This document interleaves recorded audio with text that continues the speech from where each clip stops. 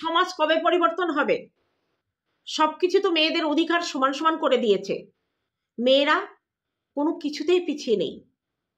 চাঁদে যাচ্ছে মেয়েরা, ট্রেন চালাচ্ছে মেয়েরা, অ্যারোপ্লেনের ড্রাইভার হচ্ছে মেয়েরা। তাহলে কেন কিছু কিছু জায়গায় মেয়েদের অধিকার কেন অধিকার থেকে বঞ্চিত হয়? কেন মেয়েরা মৃত মা বাবার মুখাগ্নি করতে পারে না? কেন মেয়ে থাকতে ভাসুরপোকে দিয়ে মুখাগ্নি করাতে হবে? মেয়েকে তার অধিকার থেকে বঞ্চিত করা হবে? বলতে পারো এই সমাজ কবে পরিবর্তন হবে সম্পূর্ণভাবে? আমি কি দেখে যেতে পারবো? আমি কি মরার পরে আমার মেয়েকে মুখাগ্নি করার অধিকার দিয়ে যেতে পারবো না? হ্যালো বন্ধুরা, কেমন আছো? নিশ্চয়ই সকলে ভালো আছো, আমিও ভালো আছি। আজকে রাতে আমি ভিডিওটা করছি, কালকে সকালে তোমরা পাবে।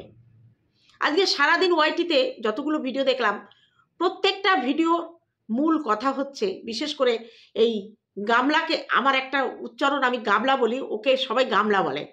হ্যাঁ, তা আমার কথা নয় গামলাই থাকলো, আমি জানি গামলা সসপ্যান না, আমি ওকে গামলা বলেই ডাকি, আমার ভালো লাগে। এই গামলার যে ঠাকুমা, ছোট ঠাকুমা মরে যাওয়া নিয়ে অনেক কিছু ভিডিও উঠছে। কয়েকটা ভিডিওতে দেখলাম, আমার মন ছুঁয়ে গেল।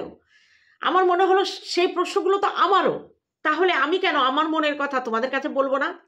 তা চলো আজকে এই সম্পর্কে আমি আমার মতামত দিই। আমার ছোট মেয়ে, আমার জীবনের অভিজ্ঞতা দিয়ে আমি তোমাদের কাছে শুরু করছি। আমার স্বামী যখন মারা যায় তখন আমার ছোট মেয়ের বয়স 11 বছর। বড় মেয়ের বিয়ে হয়ে গেছে, গোত্রান্তর হয়ে গেছে। তা তখন আমাদের পরিবারটা একদম এক সুতোয় বাঁধা ছিল। একে অপরের বিপদে ছাপিয়ে পড়া হতো।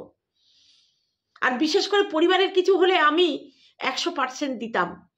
দিন নেই রাত নেই, প্রত্যেকের বিপদে আমি ঝাঁপিয়ে পড়তাম। কারণ আমার শ্বশুর বাড়ির 3 বউয়ের মধ্যে বাইরে চলাচলের ক্ষেত্রে আমি ছিলাম ফ্লেক্সিবল।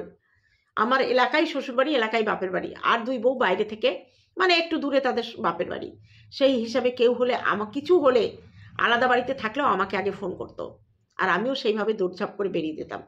আমার হাজবেন্ড বলতো, ঠিক আছে আমি বাচ্চাদের দেখবো, তুমি চলে যাও।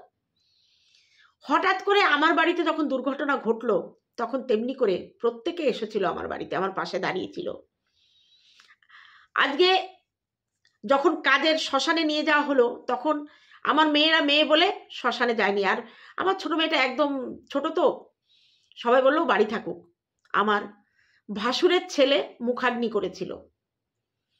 মুখাগ্নি করেছে, ধরা বেঁধেছে, স্বাভাবিক, এই বংশের ছেলে সে। আমার বড় ভাসুরের বড় ছেলের অ্যাকচুয়ালি দায়িত্ব ছিল, কিন্তু সে দূরে ছিল, আসতে দেরি হয়েছে। আর ওই জন্যই আমার মেজ ভাসুরের একই মাত্র ছেলে রাজা, যাকে দেখেছো আমার নিজের বুকের দুধ খাইয়ে আমি তাকে মানুষ করেছি, সেই রাজা ধরা বেঁধেছিল। ঠিক আমার ছোট মেয়েও কিন্তু মুখাগ্নি না করলেও রাজার সঙ্গে 11 দিন সমানে কাজ করেছে, পিণ্ডদান করেছে, সবকিছু করেছে, শুধু মুখাগ্নিটাও করেনি। শ্বশুরবাড়ির নিন্দা কোনোদিন করিনি, আর করবও না। মানুষটা মরে গেল, তারপরে না কোথায় হারিয়ে গেল এই বন্ধনগুলো। যাদের বিপদে আমি দৌড়েছি, আস্তে আস্তে সম্পর্ক ফিকে হতে লাগলো, কিন্তু একেবারে ভেঙে যায়নি। অনুষ্ঠানে হেনা তেনা ভাবে যোগাযোগ ছিল, কিন্তু সেই আগের আমার স্বামী বেঁচে থাকতে যে বাঁধনটা ছিল, সেই বাঁধনটা আর আমি খুঁজে পাইনি। যাই হোক, এটুকুই আমি বললাম। এবার আমার মনোবাঞ্ছনা আমি মেয়েদেরও বলেছি, তোমাদেরও বলে রাখছি, আমার যখন মৃত্যু হবে, আমি আর কাউকে আমার মুখাগ্নি করার সুযোগ দেব না। আমার মেয়েই করবে, আমার ছোট মেয়ে করবে। বড় মেয়ে যদি করতে চায় করতে পারে, কিন্তু আমি দায়িত্ব দিয়ে যাব আমার ছোট মেয়েকে, যে তার বাবার 11 দিনের কাজ করেছে, আমার বেলাও সে 11 দিনের কাজ করবে, এবং আমি তাকে মুখাগ্নির অধিকার দিয়ে যাব। আমি হয়তো দেখতে পাবো না, তোমরা তো দেখতে পাবা, আমার এই চ্যানেলটা তো থাকবে। আর আমার বড় মেয়ে 3 দিনের কাজ করবে। এই দায়িত্ব দুটো আমি ওদের মধ্যে বন্টন করে দেব। কারণ মেয়ে আমাকে সবকিছু করছে, সমস্ত দায়িত্ব পালন করছে। হ্যাঁ, আমি হয়তো ইনকাম করি, আমাকে হয়তো তার খাওয়াতে হয় না, কিন্তু তাছাড়া সমস্ত দায়িত্ব নিজে হাতে করছে। আমার কাছে আছে বলে করছে তা না, দূরে গেলেও হয়তো এতটা করতে পারবে না, কিন্তু মন থেকে আমার মেয়েরা আমাকে যথেষ্ট সম্মান করে ভালোবাসে। তাই আমি আমার মুখাগ্নির জন্য আমার ছোট মেয়েকেই দায়িত্ব দিয়ে যাব। এবার বলি, গাবলা ভিডিও দিতে পারিনি আজকে। এর আগে ওর ছোট ঠাকুমার ভিডিওটা পাবলিক করার পরে 2-3 বার হচ্ছে সেটাকে রিআপলোড করেছে বারবার প্রাইভেট করে। মনে হয় কোনো মনিটাইজেশন মানে আর্নিংয়ের ব্যাপারটা, ইয়েলো ডলারের ব্যাপারটা হয়তো এসে গেছিলো, যার জন্য বারবার তবু তাকে দিতে হয়েছে। কে? ছোট ঠাকুমা মারা গেছে, কিন্তু সে সশরীরে সেখানে গিয়ে উপস্থিত হতে পারেনি। কারণ সে বলেছে, সেটা নিয়ে পরে আসছে। এবার বলি, এই ছোট ঠাকুমার সঙ্গে সম্পর্ক এদের কেমন? আজকে মন্দিরা তার নিজের বাবার সমস্ত কাজ নিজে হাতে করার পরে যখন সেগুলো ভিডিও আপলোড করে আমাদের কাছে দিয়েছিল, আমরা খুব আগ্রহ সহকারে বসে থাকতাম ওইগুলো দেখার জন্য।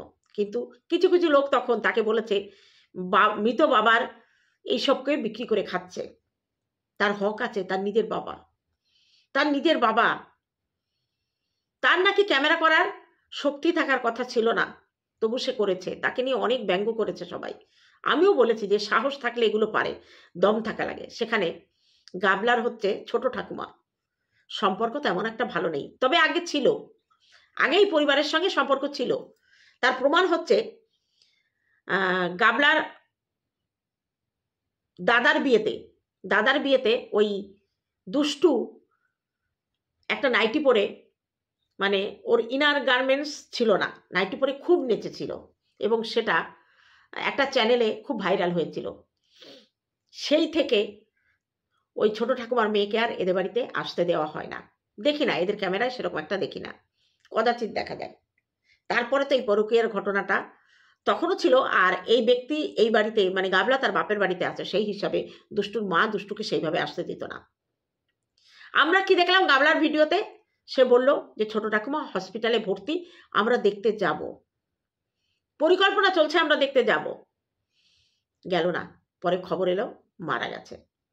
এবার বলি, পাশাপাশি ঘর, সোনাইদের আর গাবলাদের মাঝখানে হচ্ছে দুষ্টুদের বাড়ি, একই উঠোন, মাঝখানে একটা রাস্তা। এরকমই হবে হয়তো, তোমরা দেখে নিও। যখন দুষ্টুর মাকে নিয়ে দুষ্টু হসপিটালে গেল, তখন কি এরা কোনো টের পায়নি, খবর পায়নি? তাহলে তার মাকে হসপিটালে যখন নিয়ে গেল, তখন যে এখন ধরা বেঁধে দায়িত্ব পালন করছে, তিনি কোথায় ছিলেন?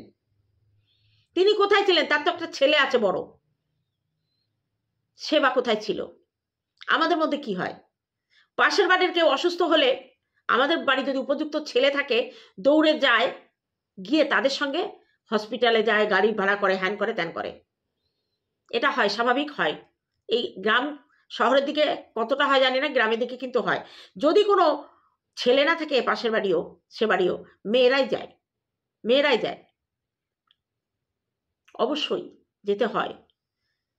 একটু ইলেকট্রিক ডিস্টার্ব করছে মনে হচ্ছে, ইনভার্টার আছে, মানে ও যাচ্ছে আসছে এরকম করছে। যাই হোক, একটুখানি অ্যাডজাস্ট করে নিও। আমার বোনের জামাইয়ের অ্যাক্সিডেন্ট হয়েছিল, আমি অফিস থেকে ফেরার পথে বাসের মধ্যে খবরটা পেয়েছিলাম। বাড়িতে এলাম, কারণ আমার কাছে না যথেষ্ট পয়সা ছিল না, আমি ওইভাবে বেরোইনি অফিসে। বাড়িতে এলাম, শাড়ি ছাড়িনি, ওই একই শাড়িতে, শুধু পয়সাটা নিয়েছি ব্যাগে। কিছু না খেয়ে, এক গ্লাস জলও খাইনি, আমি বেরিয়ে গেছি, গিয়ে তার পাশে দাঁড়িয়েছিলাম। এটাই হচ্ছে পাশে দাঁড়ানো, দায়িত্ব পালন করা। একটা মানুষ অসুস্থ অবস্থায় ভর্তি হলো, তার পরের দিন না একদিন পরে তারা পরিকল্পনা করছে তাকে দেখতে যাবে, যে বাড়িতে দুটো পুরুষ মানুষ, কেউ গেল না, ভদ্রমহিলা মারা গেল। তার বডি এনে যখন বাড়িতে ফেলা হচ্ছে, ক্যামেরা হচ্ছে দোতলা থেকে, ডেড বডির পাশে যাচ্ছে না। দুষ্টুর পরীক্ষা চলছে, 12 ক্লাস পরীক্ষা চলছে, সেই অবস্থায় তার মার এই অবস্থা। তাহলে তাকে জড়িয়ে ধরে দেখলাম না তার পাশে থাকতে, দেখলাম না। অথচ এখন দেখছি যে গাবলার বাবা ধরা বেঁধেছে, গাবলার মা বৌমা হিসাবে শাশুড়ির কাজ করার জন্য স্বামীর সঙ্গে দাঁড়িয়েছে। দুষ্টুও করছে, কিন্তু দুষ্টুকে কেন তার মায়ের কাছ থেকে বঞ্চিত করা হলো? আওয়াজটা তো আমার এখানে, কে কি বলছে আমার দেখার দরকার নেই। আমার শুধু আওয়াজ, আমার মেয়ে 11 বছরের বয়স, ছোট ছিল। আমার মেয়ের বয়স 11 ছিল, ওর বাবা মারা গেছে, আমার কোনো মাথায় ঠিক ছিল না। আমার শ্বশুরবাড়ির লোকজন তারা দায়িত্ব করে আমার ভাসুরপুকে দিয়ে আমার স্বামীর মুখাগ্নি করিয়েছে, কিন্তু আমার মেয়ে 11 দিন করেছে পালন। তাহলে দুষ্টুর বেলায়, দুষ্টু তো বেশ অ্যাডাল্ট শিক্ষিত, তাকে কেন তার বাবার মুখাগ্নি থেকে বঞ্চিত, মায়ের মুখাগ্নি থেকে বঞ্চিত করা হলো? সরি, বাবা বলে ফেলেছি। মন্দিরা তো করেছে মুখাগ্নি, তার শ্বশুর ব্রাহ্মণ পরিবারের, বিয়ে হওয়ার পরেও তাকে মুখাগ্নি করিয়েছে মেয়েকে দিয়ে। তাদেরও তো গ্রামের বাড়িতে এরকম ভাসুরের মানে তার ভাইপো ভাইজিরা ছিল, সেখান থেকে তো কাউকে এই অধিকারটা মন্দিরা দেয়নি। তাহলে দুষ্টুর এই অধিকার কেন কেড়ে নেওয়া হলো? আর বুঝতাম যদি দুষ্টুর মা হসপিটালে ভর্তি, তারা সবসময় গেছে, তারা পরিকল্পনা করে পৌঁছানোর আগেই তিনি মারা গেছেন, তাহলে কেমন আত্মীয়, কেমন দায়িত্ব? দুষ্টুর মা নাকি বলে গেছে কাজটা যেন গাবলার বাবা করে, তাহলে দুষ্টুর মা যখন হসপিটালে ভর্তি ছিল তখন তাকে দেখার দায়িত্ব ছিল না, তাই না? না, সেটা বলে যায়নি যে আমি অসুস্থ হলে তোরা আমাকে হাসপাতালে নিবি, সেটা বলে যায়নি। বলে গেছে কি, মুখাগ্নি করিস, দায়িত্ব পালন করিস, আমার শেষ কাজ করিস। হাততালি না দিয়ে পারলাম না। মানুষ অসুস্থ হলে তার পাশে নেই, হসপিটালে ওই মেয়েটা একা একা নিয়ে যাচ্ছে, মাকে নিয়ে হসপিটালে থাকছে, তখন দায়িত্ব নেই, তখন পরিকল্পনার দায়িত্ব। যেতে হবে তো একটা ব্লক করতে হবে, সেজে গুজে একদম পরিবার সহ সবাই মিলে একেবারে ব্লক করতে করতে হসপিটালে যাব, ছোট ঠাম্মিকে দেখাবো, কত আমাদের দায়িত্ব। আহারে, সেই ব্লকটা করার আশা ভগবান পূর্ণ করলো না, মাঝপথে ছোট ঠাম্মি চলে গেল। তারা নাকি জানতেই না যে তারা এতটা অসুস্থ, ডাক্তার দেখাতে গিয়ে হসপিটালে ভর্তি হয়েছে। সেরকম এমার্জেন্সি না হলে কি হসপিটালে ভর্তি করে? তো তখনই যত রাতই হোক নিজেদের টোটো আছে, না হয় একটা গাড়ি ভাড়া করেই তারা চলে যেতে পারত। কেউ না যাক, গাবলার বাবা গাবলার মা না হয় চলে যেতে পারত, এরা নয় পরে যেত। পরিকল্পনা, প্ল্যান করা হচ্ছে কে কি শাড়ি পরবে, মনে হয় সেটা অবশ্য বলেনি, আমি বলছি কে কোন মানে পোশাকটা পরবে, সেই প্ল্যান করা হচ্ছিল, সেই প্ল্যান মাফিক যাওয়া হবে। অথচ এখানে একজন প্রতিবাদী আমাদের দালাল আছে, দিদি আছে, যে হিতৈষী, যে মন্দিরার বেলায় প্রতিদিন 3 বেলা ভিডিও নামাতো তার বাবার এই মৃত কাজের সময়। এমনকি যেদিন বাড়িতে শেষকৃত্য হলো, শ্রাদ্ধ যেটা হলো, সেটাও ও বলেছে ফুল দিয়ে বাসর ঘর সাজিয়েছে, বিয়ে বাড়ি সাজিয়েছে, কিন্তু তার মুখে এই বিষয়ে একটা কথাও নেই। তাহলে প্রতিবাদ কি দেখে দেখে হয়? সমালোচনা কি দেখে দেখে হয়? পক্ষপাতিত্ব হয়? সে নিজেকে নিরপেক্ষ বলে, তাহলে গাবলার এই কাজের একটা প্রতিবাদী ভিডিও কেন এলো না? যে তুই এখন কেন এরকম করছিস? আর ওই ভিডিওটা বারবার পাবলিক আর বারবার পোস্ট করা হচ্ছিল কেন? ইউলো ডলার আসছিল বলে, পয়সা হবে না ওখান থেকে, দোতলা থেকে দেখিয়ে দিচ্ছে, চিৎকারগুলো শোনাচ্ছে, অথচ পাশে গিয়ে নিতে গিয়ে দাঁড়াতে পারছে না। এরপরে আসি গোত্র নিয়ে কথা। বাড়িতে হব্বিষ্যি করছে বাবা মা, দাদা বৌদি নিরামিষ খাবে, সিদ্ধ ভাত খাবে, যেটা নিয়ম, কেননা তার বাবা মা যখন কাজ করছে তখন তো তাদের সিদ্ধ ছাড়া তরকারিও করে খেতে পারবে না, কিন্তু গাবলা তাদের সঙ্গে খাচ্ছে, কারণ উপায় নেই তাই। কিন্তু বলে দিল আমি তো এখন অন্য গোত্রের। তা আমার এখানে প্রশ্ন, তুমি কোন গোত্রের? গাবলা তুমি কোন গোত্রের? তুমি কি সন্দীপের গোত্রের কথা বলছো? তাই যদি হবে তাহলে পুজো দিতে গিয়ে তোমার নামের সঙ্গে চক্রবর্তী টাইটেলটা কেন দিলে? যদি তুমি সন্দীপের গোত্রই হতে তুমি মিত্র বলতে, মিত্র বলনি, বলেছো চক্রবর্তী, তাহলে নিশ্চয়ই তুমি সন্দীপের গোত্রের নয়। তার আগে তোমার দিদিমা শাশুড়ি মারা গেছিল, সন্দীপের দিদিমা, যে দিদিমার কানের দুলটা তোমার কাছে আছে উপহার হিসাবে, তিনি মারা যাওয়ার পরে তার সোনাদানা যখন ভাগ হয়েছে, তোমার ভাগেরটা তুমি আগেই নিয়ে নিয়েছিলে, মৃত্যুর আগে তোমাকে দিয়েছিল কানের দুল, ওই জন্য সন্দীপ তার ভাগেরটা পায়নি, কারণ তার ভাগেরটা আগেই তার বউর হাতে চলে গেছিল। তুমি তো পালন করনি সেদিন, সন্দীপ 3 দিন নিরামিষ খেয়েছিল পুজোর মধ্যেও, তুমি তো তখন পালন করনি। অথচ ভাবনি দিদার ওই কানের দুলটাও আমি ফেরত দিয়ে আসি, ওটা তো আমার অধিকার নেই, কারণ তার মৃত্যুর পরে তার সম্পর্কে একটা কথা কিংবা একটা কিছু তুমি পালন করনি, অথচ তার দেওয়া উপহারটা তুমি কাছে রেখে দিয়েছ। বোঝাতে পারলাম কি তুমি কোন গোত্রের? অবশ্যই সন্দীপের গোত্রের নয়। তাহলে তুমি এখন কেন হঠাৎ করে এই কথা বললে তুমি কার গোত্রের? তারপরে তার আগেও বলি, সন্দীপের বাড়ি থেকে আসার পরে তুমি যেদিন প্রথম প্রকাশ হলে, তার দ্বিতীয় ভিডিওতে তোমার শাঁখা সিঁদুর কিছু ছিল না, তোমার ডিভোর্সের মামলা চলছে। আর সাধারণত তুমি যখন ওই ঘরে ফিরবেই না, সেখানে শাঁখা সিঁদুর করার প্রশ্ন আসে না। যেখানে সন্দীপের নামে কোনো শাঁখা সিঁদুর পড়ছো না, সেখানে তো গোত্রান্তরের কথা বলা যায় না। তাহলে গাবলা তুমি কার গোত্রের? নিশ্চয় তুমি ফোকলার গোত্রের কথা বলেছ। তাহলে আমরা যে বলেছিলাম যে তুমি বিয়ে করেছো অবৈধভাবে, গন্ধর্ব মতে, আইনি সিদ্ধ নয়, কিন্তু তুমি বিয়ে করেছো ফোকলাকে, তার প্রমাণ তুমি বারবার তোমার ভিডিওতে তোমার কথার মধ্যে দিয়ে যাচ্ছ। বোঝাতে পারলাম কি গাবলা তুমি কোন গোত্রের? প্রশ্নটা থেকে গেল।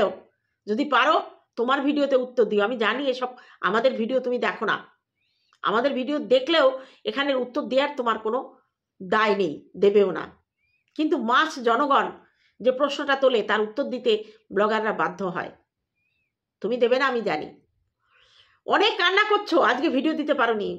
প্রত্যেক দিন দুদিন ধরে তুমি কান্না করে করে ভিডিও দিয়েছো, কিন্তু আজকে কিন্তু রিলসটা তুমি ছেড়ে দিয়েছো ভালো। হ্যাঁ, এখন হয়তো সবাই বলবে, ওর পক্ষে যারা থাকে তারা বলবে ওটা আগে করা ছিল।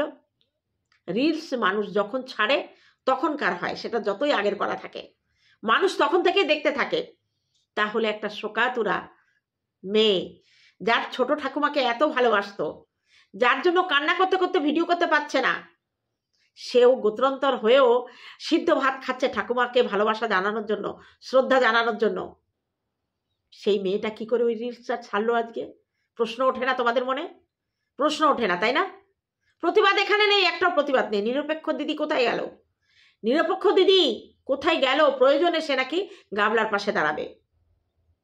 সে দিব্যি সীমাকে নিয়ে পতিতা পতিতা বলে ভিডিও করছে, অথচ পরকীয়ারত মেয়ে একটা, সে তার গোত্রের কথা এইভাবে বলছে।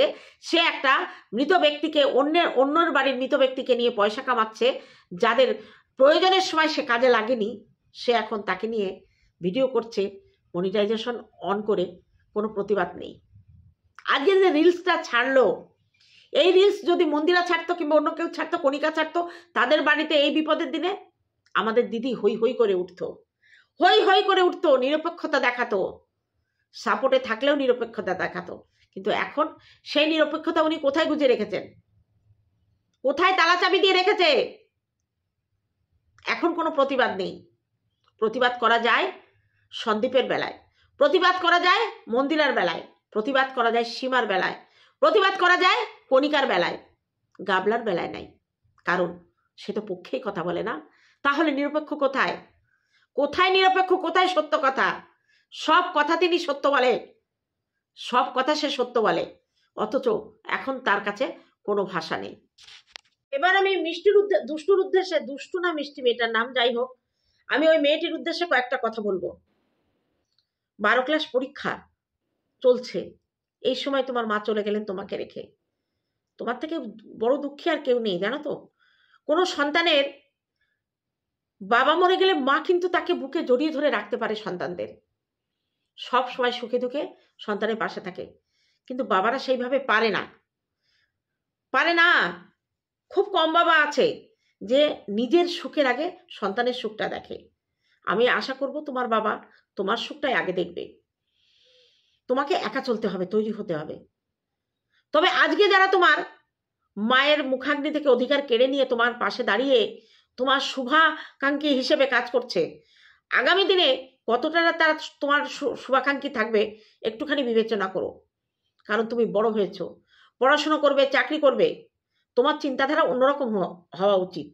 আজকে তোমার মা চাইতেন না যে এই বাড়িতে তুমি মেলামেশা বেশি করো, কারণ সেই ভিডিওটা তুমি যেটা ওই বিয়ের সময় নেচেছিলে, তারপর থেকে তোমার মা এদের বাড়িতে তোমার আসা যাওয়ার মধ্যে একটা পাবন্দি এনে দিয়েছে। তিনিও সেই মতো আসতেন না। যদি ভালোবাসার অধিকার এতটাই থাকে, যার মুখাগ্নি করছে সে গাবলার বাবা, তার সঙ্গে তোমার মায়ের, তোমাদের কতটা ভালো সম্পর্ক থাকা উচিত ছিল, সেটা কিন্তু আমরা দেখতে পাইনি। তোমার মা যখন অসুস্থ, দায়িত্ব কর্তব্য সবটাই তুমি করেছ। অতএব তোমার উচিত ছিল বলা যে মুখাগ্নি আমি করব, আমার মা। পারোনি সেটা বলতে, কারণ এই সময় পারা যায় না। তুমি ভেঙে পড়েছো, বিধ্বস্ত হয়ে গেছো। জানি পরীক্ষা খুব একটা ভালো দিতে পারবে তা না, তবুও তোমার মায়ের আশীর্বাদ আছে, তুমি ফেল করবে না, পাশ করে যাবে। আমরাও তোমাকে আশীর্বাদ করছি আমি ব্যক্তিগত হিসাবে, যে তোমার রেজাল্ট ভালো হোক, তুমি আগামী দিনে ভালো করে লেখাপড়ার সুযোগ পাও এবং নিজের পায়ে দাঁড়াও, আর নিজের পরিচয় নিজেই তৈরি করতে চেষ্টা করো। একজন ইউটিউবার বাড়িতে আছে বলে তোমার নিজের পরিচয় তার কাছে বিলিয়ে দিও না, যে তোমাদের অধিকার থেকে বঞ্চিত করেছে। জানি না এর পরে কাজকর্ম কতটা আমরা দেখতে পাবো, এখানে যে তোমার মতামত কতটা খাটবে বোঝাই যাচ্ছে, সেরকম কিছু খাটবে না। তবুও চেষ্টা করো নিজের স্বাধীনতায় যেন অন্য কেউ হস্তক্ষেপ না করে, সেই দিকটা একটু খেয়াল করো। ভালো থেকো, সুস্থ থেকো, মায়ের কাজ সম্পূর্ণ করো মন দিয়ে। আশা করি তোমার মৃত মায়ের আত্মা শান্তি পাবে। এবং আমি তোমার মায়ের মৃত্যুর পরে একটা ভিডিও করিনি, তাই বলছি তিনি যেখানেই থাকুন তার আত্মার শান্তি কামনা করে আজকের ভিডিওটি শেষ করব। টাটা আমার ভিউয়ার্সদের জন্য।